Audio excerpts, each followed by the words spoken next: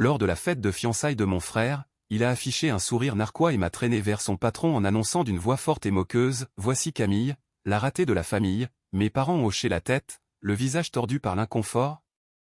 Ma mère marmonnant que j'étais une telle honte tandis que mon père riait maladroitement, et la salle de ce luxueux chalet à Megève est devenue silencieuse, la neige tombant doucement derrière les immenses baies vitrées mais l'air à l'intérieur semblant lourd et épais. Son patron, un homme élégant approchant la soixantaine, n'a pas ri, il s'est contenté de fixer mon frère, mes parents, puis moi, et lorsque Thibaut a prononcé mon nom, Camille, l'homme a marqué une pause d'une fraction de seconde, plissant les yeux juste assez pour que je le remarque. Une lueur traversant son visage trop vite pour être identifiée mais qui m'a noué l'estomac, avant qu'il ne sourit lentement et calmement en disant doucement à mon frère, intéressant, « Thibaut, je vous verrai dans mon bureau demain matin », personne ne savait quoi dire. Le sourire de mon frère a vacillé et je suis resté là, figé, l'humiliation me brûlant comme du feu, avant de prétexter une migraine quelques minutes plus tard pour m'éclipser dans la nuit glaciale, rentrant seul chez moi les mains tremblantes sur le volant. Si vous avez déjà été traité comme le vilain petit canard par votre propre famille, cliquez sur ce pouce bleu et abonnez-vous tout de suite, restez là parce que cette histoire devient dingue. Le lendemain matin, j'étais assise seule dans ma petite maison en banlieue lyonnaise, fixant une tasse de café refroidi depuis des heures, le sommeil n'était pas venu. Chaque fois que je fermais les yeux l'image du sourire suffisant de Thibaut et le silence qui avait suivi ces mots repassaient en boucle.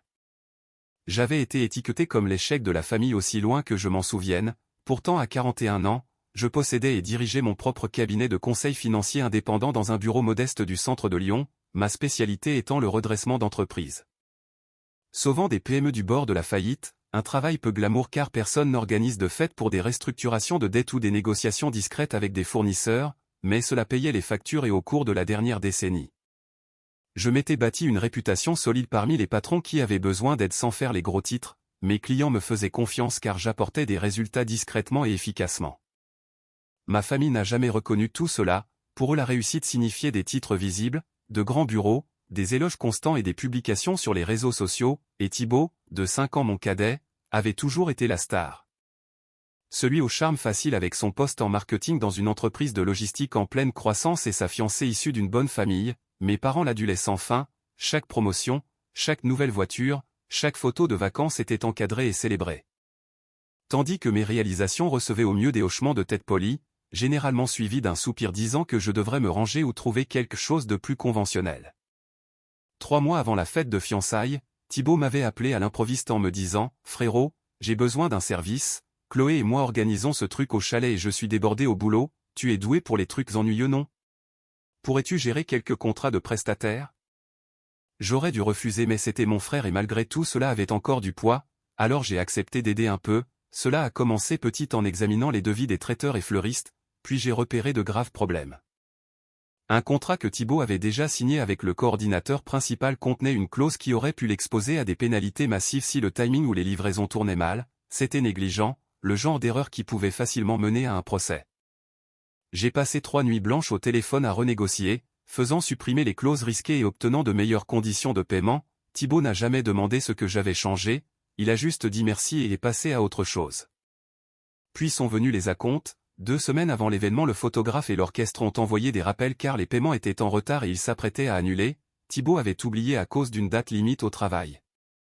Si ces réservations tombaient à l'eau toute la fête s'effondrait, pas de photos professionnelles pour la grande annonce, pas de musique pour les danses que Chloé avait si soigneusement prévues, et le chalet avait des règles strictes, aucun remboursement si les prestataires clés se désistaient. Alors j'ai viré les acomptes moi-même, 8 000 € pour le photographe et 6 000 € pour l'orchestre, utilisant l'argent d'un acompte client récent en me disant que je réglerais ça plus tard. Thibaut a promis de me rembourser immédiatement par SMS en me disant que je lui sauvais la vie. Mais l'argent n'est jamais arrivé. J'ai continué à travailler, le fleuriste a essayé d'ajouter près de 4 000 € de frais supplémentaires non prévus, je l'ai repéré, appelé directement et forcé une facture corrigée. Le traiteur a cité des tarifs gonflés pour le bar et je les ai négociés à la baisse de 20% après avoir montré les prix des concurrents. Chaque correction a été faite discrètement depuis mon bureau tard le soir ou tôt le matin pour ne pas interférer avec mes vrais clients. Thibaut n'a jamais su à quel point tout l'événement a failli tourner au désastre, pour lui tout a simplement fonctionné.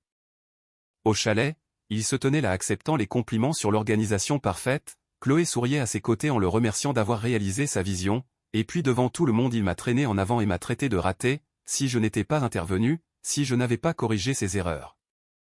Couvert ses oublis et négocié ses mauvaises affaires, cette fête n'aurait pas eu lieu ainsi, pas de photos, pas de musique, peut-être pas de lieu du tout, il aurait eu l'air incompétent devant la famille de Chloé, ses collègues et ses futurs beaux-parents, mais personne ne le savait, ni maman. Ni papa, ni Thibaut, ils ont vu l'événement fluide et lui ont donné tout le crédit, me voyant assise tranquillement et supposant que je n'avais rien fait comme toujours. J'avais passé des années à leur prouver qu'ils avaient tort à ma manière, bâtissant une entreprise qui aidait de vraies sociétés à survivre à de vraies crises, pourtant à leurs yeux je restais la déception, celle qui ne s'était jamais mariée, ne se vantait jamais, ne réclamait jamais d'attention. Et ce matin-là, seul dans ma cuisine silencieuse, le poids de tout cela pressait plus fort que jamais, j'avais tout arrangé pour lui encore une fois et il m'avait remboursé en m'humiliant devant une salle pleine de gens. Pour la première fois je me suis sérieusement demandé pourquoi je continuais, pourquoi je protégeais quelqu'un qui ne m'avait jamais protégé. J'ai fixé le café froid et réalisé quelque chose de froid et clair, j'avais passé toute ma vie d'adulte à essayer de gagner une place dans une famille qui avait déjà décidé que je n'y appartenais pas. Le mardi de la semaine suivante, un SUV noir élégant s'est garé devant mon petit bureau au centre de Lyon, j'ai regardé depuis mon bureau et vu un homme d'une soixantaine d'années en sortir, vêtu d'un costume bleu marine impeccable et portant une mallette en cuir. Antoine Mercier est entré directement dans le bâtiment sans appeler, mon assistante n'était pas encore arrivée alors je l'ai accueilli moi-même à la réception, il a pris un moment pour regarder autour de l'espace, le bureau simple, les classeurs organisés. Quelques diplômes encadrés et témoignages de clients au mur, avec un respect évident dans les yeux, puis il m'a fait face directement, l'expression sérieuse mais accessible en me disant « Mademoiselle Faure, avez-vous du temps pour une conversation ?» J'ai hoché la tête, surprise mais curieuse de savoir pourquoi le patron de Thibaut se présentait à l'improviste, je l'ai guidé vers la petite table de conférence dans le coin, il s'est assis en face de moi, a posé la mallette sur la table et a commencé sans préambule, ce soir-là au chalet. Quand votre frère vous a présenté et a mentionné votre prénom, Camille, je n'ai pas fait le lien immédiatement, mais la façon dont vous vous teniez là, complètement calme, sans réaction extérieure, sans tentative de vous défendre, cela a déclenché quelque chose. Et sur le trajet du retour tout m'est revenu. Il a fait une pause, évaluant ma réaction, je suis resté silencieuse le laissant continuer, il y a 15 ans, je possédais et dirigeais une entreprise de logistique de taille moyenne basée ici même en Rhône-Alpes, nous avions trop grandi, contracté de lourds prêts pour de nouveaux entrepôts. Signer des contrats à long terme défavorables et la trésorerie disparaissait vite, le dépôt de bilan était à moins de 2 mois, mon père était mort l'année précédente me laissant l'entreprise dans un état vulnérable et j'étais sur le point de perdre tout ce pour quoi il avait travaillé. Les détails ont commencé à me revenir, c'était au début de ma carrière, l'un des premiers projets que j'avais géré entièrement seul après m'être mise à mon compte à 26 ans, déterminé à me faire un nom dans le conseil en redressement. Antoine a poursuivi, une jeune consultante m'a contacté directement, sans connexion commune, sans discussion d'honoraires au préalable, elle a passé des semaines à éplucher tous les comptes gratuitement, identifiant chaque fuite d'argent, les itinéraires de fret mal négociés. Les accords fournisseurs surpayés, les pénalités cachées dans les termes des prêts, elle a livré un plan de restructuration précis, priorisé les renégociations avec les créanciers, liquidé les actifs sous-performants, coupé les redondances opérationnelles sans licenciement massif. Il a ouvert la mallette et a glissé soigneusement un vieux rapport sur la table, la page de garde indiquait Camille Faure, consultante financière indépendante dans le même format épuré que j'utilisais encore aujourd'hui, des puces concises, un flux logique, pas de mots inutiles. Il a admis, j'ai gardé ceci toutes ces années parce que vous avez redressé l'entreprise sans facturer une seule heure, quand j'ai insisté pour vous payer après que la mise en œuvre a commencé à montrer des résultats, vous avez refusé. Vous avez dit que vous débutiez votre pratique et ne pouviez pas accepter de paiement de quelqu'un confronté à une véritable crise, votre approche m'a rappelé ma propre détermination quand j'étais plus jeune, concentré, inébranlable, sans besoin de reconnaissance. J'ai regardé les pages délavées, des souvenirs ont fait surface, des soirées interminables à analyser des tableurs, à passer des appels à froid aux fournisseurs, à rédiger des lettres aux banques pour des extensions, j'ai dit doucement, Transport Mercier. Vous avez consolidé les routes et vendu la flotte excédentaire, il a confirmé d'un hochement de tête, vendu à profit 3 ans plus tard, utilisé ces fonds pour investir sagement et croître durablement, la grande opération que je dirige aujourd'hui remonte directement à votre intervention. Toute ma trajectoire de carrière a changé grâce à cette aide non rémunérée d'une étrangère qui a vu du potentiel là où je ne voyais que l'effondrement. Il s'est penché légèrement en avant, à la fête, j'ai reconnu le même regard posé de la personne qui m'a aidé sans attendre de gratitude ou de reconnaissance, le calme sous la pression, le style professionnel exact de ce vieux rapport correspond à tout chez vous. J'étais sans voix un instant, Ce projet avait été significatif pour moi à l'époque, mais les clients avaient défilé et je l'avais enterré parmi des centaines d'autres depuis, personne ne l'avait jamais évoqué à nouveau et encore moins remercié des années plus tard. J'ai demandé sincèrement, pourquoi venir ici maintenant? Il a refermé doucement la mallette, parce qu'entendre comment votre propre famille vous décrivait ne correspondait pas à la personne que je savais avoir sauvé mon entreprise, la consultante qui m'a secouru sans fanfare n'est pas une ratée, et puisque Thibaut me rendait compte. J'ai prêté une attention plus particulière à certains schémas au travail. Il s'est arrêté là sans développer davantage pour l'instant, l'implication flottait dans l'air mais il a bifurqué pour demander des nouvelles de ma pratique actuelle, j'ai décrit des cas récents, le sauvetage d'une entreprise familiale de distribution de la saisie. Le guidage d'un fournisseur régional à travers des ruptures de chaîne d'approvisionnement, il a écouté attentivement, posant des questions de suivi réfléchi qui montraient une réelle compréhension du domaine, nous avons parlé pendant près d'une heure. La lumière du soleil matinal se déplaçant sur les murs du bureau alors qu'il partageait de brèves mises à jour sur l'évolution de l'entreprise depuis mon implication, nouvelle division, croissance stable, contribution communautaire. C'était étrange mais validant d'avoir quelqu'un hors de mon cercle familial reconnaissant l'impact de mon travail. Quand il s'est finalement levé pour partir, il a tendu la main à nouveau, j'apprécierais de garder contact mademoiselle Faure, correctement cette fois, je l'ai raccompagné et alors que le SUV s'éloignait, un petit changement s'est opéré en moi, quelqu'un avait vu la valeur que j'apportais. Non par des vantardises ou des exigences, mais par des résultats durables. Au cours de cette première réunion et des nombreux appels et suivis en personne qui ont suivi les jours suivants, Antoine Mercier a déplacé la conversation vers la vraie raison pour laquelle il m'avait cherché au-delà de la connexion passée. Il a expliqué qu'il avait discrètement lancé un audit interne dans son entreprise de logistique environ 10 mois plus tôt, motivé par des divergences dans les rapports financiers traversant les départements, et Thibaut avait été examiné tôt dans le processus. Antoine a présenté les preuves d'une manière calme et organisée, étalant des rapports imprimés, des chaînes de mets et des tableurs annotés sur la table de conférence. Le problème le plus important impliquait un contrat de haute valeur avec une chaîne nationale de vente au détail pour une logistique d'expédition et de distribution optimisée. Le projet avait été publiquement crédité à Thibaut comme son initiative personnelle.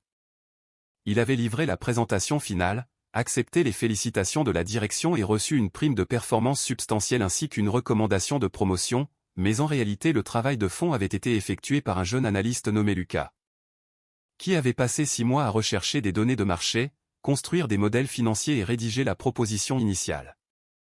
Thibaut avait rejoint l'équipe seulement dans les 2 derniers mois puis avait systématiquement pris le crédit. Les enregistrements de mai le montraient dirigeant les membres de l'équipe pour qu'ils envoient toutes les mises à jour par son intermédiaire personnellement. Il transférait ensuite ces mises à jour au cadre avec de légères reformulations, les présentant comme ses propres idées. La commission liée à l'affaire s'élevait à 47 000 €, plus la visibilité ajoutée qui accélérait sa trajectoire de carrière. Ce n'était que le début, Antoine a ouvert un autre dossier contenant 18 mois de notes de frais, Thibaut avait régulièrement soumis des dépenses personnelles comme des coûts d'affaires légitimes.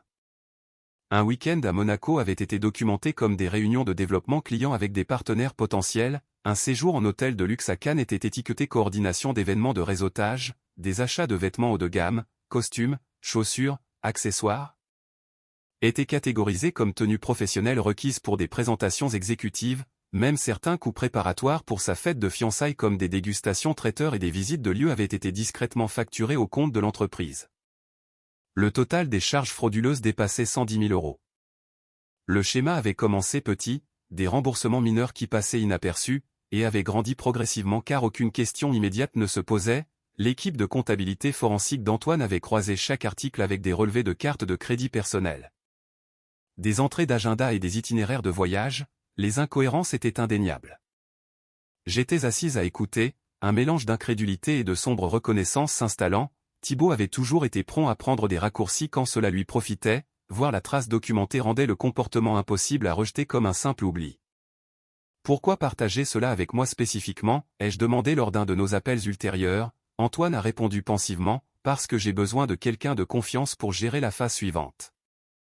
Nous avons récemment acquis 2 petites filiales et l'opération combinée génère environ 50 millions de revenus annuels, nous restructurons pour éliminer les redondances, intégrer les systèmes et assurer la conformité financière.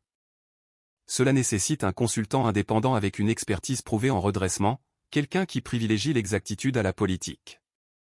Il a glissé la proposition de contrat formel sur la table lors de notre réunion suivante, les termes étaient clairs, une mission de 6 mois, 250 000 € de compensation avec des dispositions pour une extension basée sur les résultats. La portée comprenait l'audit des départements qui se chevauchaient, la recommandation d'efficacité opérationnelle et la supervision de l'intégration financière sans parti pris. J'ai examiné le document soigneusement, le projet demanderait un temps considérable, visite sur site, analyse de données, réunion avec les parties prenantes, mais la paie représentait plus que ce que je gagnais typiquement en une année complète. Plus important encore, c'était une opportunité d'appliquer mes compétences à une plus grande échelle, travaillant directement avec une équipe de direction qui respectait déjà mon parcours. Je ne peux être impliqué dans aucune décision concernant Thibaut personnellement, ai-je clarifié, vous n'aurez pas besoin de l'être, m'a assuré Antoine, les preuves sont indépendantes et se suffiront à elles-mêmes, votre rôle se concentrera uniquement sur le projet de restructuration. J'ai pris quelques jours pour évaluer comment la mission s'intégrerait à ma charge de travail existante, j'ai fait des projections préliminaires, considéré la logistique des déplacements entre Lyon et le siège de l'entreprise, et pesé l'impact potentiel sur mon cabinet. L'opportunité était substantielle et la confiance qu'Antoine plaçait en moi semblait validante d'une manière que peu de choses l'avaient été. Avant que je signe lors de notre dernier appel de la semaine, Antoine a mentionné un point supplémentaire presque nonchalamment, en menant l'audit plus large. Mon équipe a remarqué des transferts financiers inhabituels qui semblaient sans rapport avec les affaires de l'entreprise mais liés à des comptes familiaux, j'ai vu quelques schémas irréguliers impliquant des fonds connectés à des proches de Thibaut. Rien de concluant à ce stade et je ne suis pas prêt à tirer des conclusions sans contexte complet, mais c'est quelque chose dont je pensais que vous devriez être consciente. Il a laissé la déclaration ouverte, n'offrant aucun détail spécifique, l'allusion a persisté dans l'air suggérant qu'il pourrait y avoir plus sous la surface que la seule mauvaise conduite au travail, je n'ai pas insisté pour des détails, le contrat se tenait sur ses propres mérites. Le lendemain, j'ai signé l'accord et l'ai renvoyé électroniquement, Antoine a exprimé une appréciation immédiate et a souligné les prochaines étapes, accès initial aux données, visite de site programmée et une réunion d'introduction avec les chefs de département clés. Pour la première fois depuis des années, une opportunité professionnelle majeure venait à moi grâce à mes antécédents et non en dépit des perceptions familiales, le travail à venir promettait défis et croissance et je me sentais prête à m'y lancer. Quelques semaines plus tard, mon téléphone a vibré avec un numéro que je n'avais pas enregistré mais reconnu immédiatement, j'ai hésité avant de répondre, la voix de Thibaut s'est déversée, tendue et urgente, Camille, on doit se parler en personne, s'il te plaît. Nous nous sommes retrouvés dans un petit café du centre-ville loin de nos bureaux, il est arrivé débraillé, chemise sortie du pantalon, cerne sous les yeux, aucune trace de son assurance habituelle, Chloé n'a pas été mentionnée. Il a commencé tout de suite après n'avoir rien commandé, il se rapproche avec l'enquête, les notes de frais, le contrat de détail, le crédit, ça devient sérieux, les gens d'Antoine veulent une corroboration de quiconque connaît mes processus. Je suis resté silencieuse le laissant continuer, tu as déjà jeté un œil à mon travail avant, souviens-toi, des avis rapides sur des présentations, si tu pouvais juste leur confirmer qu'on échangeait des idées, que je te consultais sur des stratégies, ça aurait du poids. La famille soutient la famille Camille, toujours. La supplique dans sa voix était brute, presque convaincante si je n'en avais pas entendu des versions en grandissant, j'ai dit d'un ton égal, je ne vais pas mentir, son expression s'est durcie, tu me dois bien ça, maman et papa ont toujours mis leurs espoirs en moi. Tu ne peux pas juste regarder ça arriver. J'ai répondu, je ne te dois pas de mensonges et je reste en dehors de ça, il a agrippé le bord de la table, ça pourrait finir ma carrière, le mariage, tout ce qu'on a construit, disparu, tu veux vraiment être celle qui laisse ça arriver. J'ai reculé ma chaise, tes choix Thibaut, pas les miens, il m'a suivi jusqu'à la porte, la voix baissant, pense à ce que ça va faire à la famille. Le contact a escaladé après ça, des appels à des heures indues, certains de numéros masqués, des messages vocaux commençant par des excuses puis devenant accusateurs, prétendant que j'étais jalouse, que j'avais toujours détesté son succès, des SMS arrivant par rafale. Rappel de vacances que j'avais organisées, de services rendus maintenant présentés comme des dettes qu'il réclamait. Puis l'email a fait surface dans le système sécurisé de l'entreprise, des messages semblant provenir d'une adresse presque identique à ma professionnelle, une seule lettre de différence dans le domaine, le contenu était explicite. Des suggestions étape par étape sur le transfert de coûts personnels vers des lignes professionnelles, des conseils sur la réassignation des contributions de l'équipe dans les évaluations de performance, ils étaient datés pour suggérer une consultation continue, me positionnant comme complice. Je les ai découverts lors d'une revue standard des disques partagés pour mon projet de restructuration, les eurodatages étaient groupés, tous créés dans une fenêtre étroite en soirée, les journaux IP pointaient directement vers le poste de travail de Thibaut, j'ai tout documenté méticuleusement. Capture d'écran, métadonnées exportées, registre d'accès, j'ai transféré le dossier au responsable de la conformité d'Antoine d'abord, puis confirmé mon implication quand ils ont demandé une déclaration. La réponse a été rapide, j'ai reçu une invitation à observer l'audience disciplinaire depuis une salle d'observation avec une vitre sans teint étant donné mon statut de contractuel et ma pertinence directe. Thibault est entré dans la salle de conférence semblant composer au début, costume pressé. Note en main, le panel comprenait Antoine, le directeur financier, la DRH Valérie et l'avocat interne Maître Renard. Ils ont procédé méthodiquement, projetant les preuves sur l'écran, reçus discordants, délai de projet altéré, et maintenant la correspondance falsifiée tentant de m'impliquer. Il a commencé avec des explications, délai sous haute pression menant à des erreurs de catégorisation. Dynamique d'équipe où le crédit remontait naturellement, quand pressé sur les détails il a basculé dans l'émotion, la voix se brisant en décrivant le stress de la planification du mariage et des attentes de performance. Le panel est resté impassible, Valérie a livré le verdict professionnellement, licenciement immédiat pour faute lourde incluant fraude et tentative d'obstruction. L'entreprise poursuivrait le recouvrement civil de tous les fonds détournés totalisant plus de 110 000 € par les voies légales. Étant donné la nature délibérée et l'ampleur, les autorités seraient notifiées pour d'éventuelles poursuites pénales. La sécurité est apparue promptement, Thibault a rassemblé ses affaires dans un carton standard, escorté par une porte latérale, son visage était vide en passant devant la vitre, ignorant que j'étais là. J'ai quitté le bâtiment peu après, conduisant chez moi à travers les rues familières. Aucune poussée de victoire ne m'a envahi, aucune satisfaction à le voir tomber, juste un profond soulagement glacé comme expiré après avoir retenu mon souffle pendant des décennies. Les retombées lui appartenaient, construites à partir de décisions prises sans égard pour les conséquences, je ne ressentais aucune envie de célébrer, seulement la reconnaissance tranquille que certains schémas se brisaient enfin, laissant de l'espace pour quelque chose de plus propre. 2 mois ont passé, une invitation est arrivée par la poste de tante Hélène, manuscrite et formelle, demandant toute la famille pour un dîner chez elle dans la banlieue. Elle avait toujours été l'observatrice silencieuse du côté de ma mère, veuve tôt. Vivant indépendamment dans la même maison depuis des décennies, j'ai failli décliner mais le mot incluait une ligne personnelle, il est temps que nous parlions ouvertement, s'il te plaît viens. La soirée était fraîche quand je suis arrivé, les voitures s'alignaient dans l'allée, la berline de mes parents, le SUV de Thibault, les véhicules de 2 cousins et leurs conjoints, à l'intérieur la table de la salle à manger était dressée pour 10, des bougies allumées. L'arôme de rôti et de pommes de terre remplissant l'air, tante Hélène m'a accueilli à la porte avec une étreinte ferme, les yeux vifs à 73 ans, merci d'être venu, Camille. Tout le monde était déjà assis, maman et papa à un bout, posture raide, Thibault à côté d'une chaise vide qui devait être celle de Chloé, elle n'était pas là, les cousins Marc et Lisa avec leurs partenaires échangeant des regards mal à l'aise, le dîner a commencé poliment, passant les plats.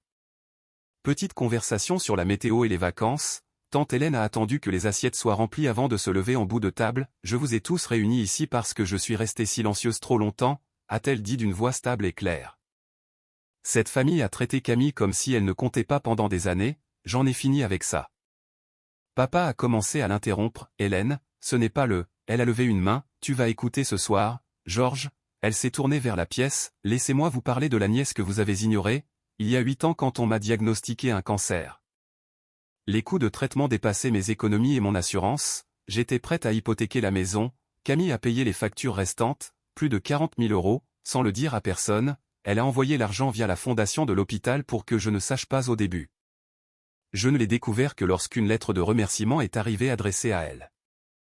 La fourchette de maman s'est arrêtée en l'air, Thibault fixait son assiette, quand Marc a perdu son emploi pendant la récession et avait besoin de capital pour lancer son entreprise de paysagisme, tante Hélène a continué en regardant mon cousin. Qui a fourni le prêt sans intérêt qu'il a fait tenir la première année? Camille, 20 000 € remboursés lentement avec le temps, sans pression. Marc a hoché la tête lentement, les yeux baissés, elle m'a dit de ne le dire à personne, et le mari de Lisa, a poursuivi tante Hélène, quand sa start-up technologique échouait et qu'il faisait face à l'expulsion, qui a couvert 6 mois de loyer discrètement? La même personne.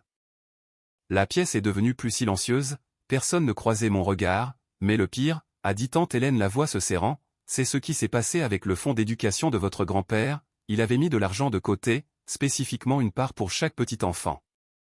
La part de Camille était de 50 000 € destinée à ses études et son début de carrière. Georges et Barbara, vous avez tout retiré et redirigé vers les comptes de Thibault pour son école de commerce privé et son premier appartement. Le visage de papa a rougi, cet argent a été investi pour l'enfant avec le plus de potentiel. Tante Hélène a coupé, vous avez décidé que Camille n'en avait aucun, alors vous avez pris ce qui était à elle.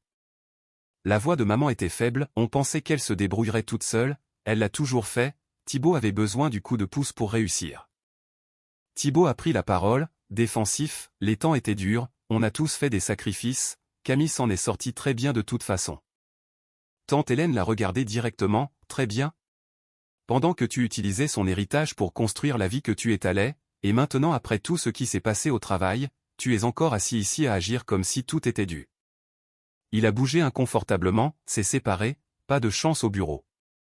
Personne n'a répondu, les cousins ont échangé des regards, clairement mal à l'aise mais ne la contredisant pas, tante Hélène s'est adressée à la table à nouveau, Camille n'a jamais parlé parce qu'elle n'a besoin de la validation d'aucun de vous, elle a construit sa vie selon ses propres termes. Mais je ne permettrai pas à cette famille de continuer à l'appeler la ratée. Elle s'est rassise, le silence s'est étiré, papa s'est raclé la gorge, a commencé à parler puis s'est arrêté, maman a tamponné ses yeux avec une serviette, Thibaut a poussé la nourriture dans son assiette, je suis restée silencieuse tout du long, les révélations n'étaient pas nouvelles pour moi. Je savais pour le fond depuis un moment déjà mais les entendre prononcer à haute voix devant tout le monde a changé quelque chose, le dîner s'est terminé maladroitement, les gens sont partis peu après le dessert, murmure d'au revoir, pas de conversation traînante. Tante Hélène m'a accompagné à ma voiture, je devais le dire, a-t-elle chuchoté, pour toi et pour la vérité, je l'ai étreinte, merci. En rentrant chez moi, les mots résonnaient, pour une fois quelqu'un avait parlé pour moi sans que je l'aie demandé. 1 an plus tard, j'ai pris la décision finale, j'ai changé mon numéro de téléphone, mis à jour tous mes contacts professionnels et configuré des filtres email pour bloquer tout ce qui venait des adresses familiales, les lettres restaient sans réponse, connexion sur les réseaux sociaux coupée. Pas d'explication, pas de message d'adieu, juste le silence. Le projet de restructuration avec Antoine Mercier s'est terminé avec succès en avance sur le calendrier, les filiales intégrées fonctionnaient plus maigrement, plus conformes et rentables, il a offert une extension, un rôle consultatif continu au niveau exécutif avec des options sur capital. J'ai accepté, mon cabinet a grandi, de nouveaux clients sont arrivés via les recommandations de son réseau, pour la première fois mon travail opérait à une échelle qui correspondait à mes capacités, libre des vieilles ombres. J'ai déménagé dans un espace de bureau plus grand au centre de Lyon, embauché 2 associés et pris des cas pro bono sélectifs aidant de petites entreprises en crise comme j'avais commencé, les jours semblaient avoir un but, sans fardeau. Les nouvelles filtraient par des canaux distants sur les autres, Thibaut et Chloé se sont séparés discrètement puis ont divorcé, le recouvrement légal de l'entreprise a drainé ses économies, les jugements civils se sont empilés avec les intérêts, ces candidatures ne menaient nulle part. Les vérifications d'antécédents révélaient le licenciement pour fraude, il prenait des contrats précaires quand il le pouvait, mal payés et instables. Maman et papa sont restés dans la même maison, plus calmes maintenant, les fêtes passaient sans rassemblement, des mises à jour occasionnelles de connaissances mutuelles mentionnaient des conversations pleines de regrets, des tentatives de tendre la main via les cousins. Des messages que je n'ai jamais reçus une seconde fois, ils ont vieilli visiblement sur des photos que je ne cherchais pas, papa a pris sa retraite tôt, les plaintes de santé augmentant, maman faisait plus de bénévolat pour remplir les heures vides. Aucun n'a trouvé le moyen de revenir dans ma vie parce que je ne laissais plus la porte ouverte, je ne suivais pas leur lutte de près, aucune satisfaction ne venait de connaître les conséquences, seulement la connaissance stable que mes limites tenaient bon. Certains soirs en rentrant chez moi à travers les rues de Lyon, je pensais aux années passées à prouver ma valeur à des gens qui refusaient de la voir, l'énergie autrefois versée à réparer les choses pour les autres alimentait maintenant mon propre chemin, la vraie gentillesse, j'ai appris.